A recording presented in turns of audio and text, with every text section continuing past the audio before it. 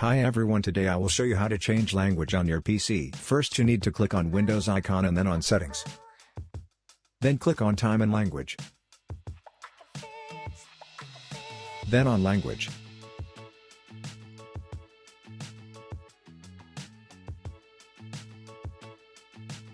Later you have to click on Add a language.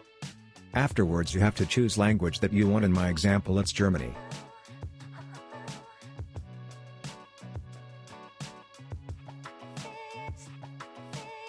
Now you need to select features that you will use and then click Install.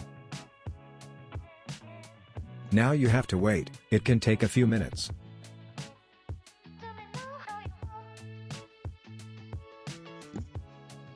After installation you have to click No, sign out later.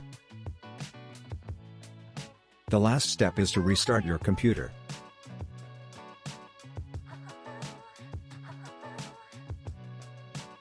Now as you can see, everything is working good.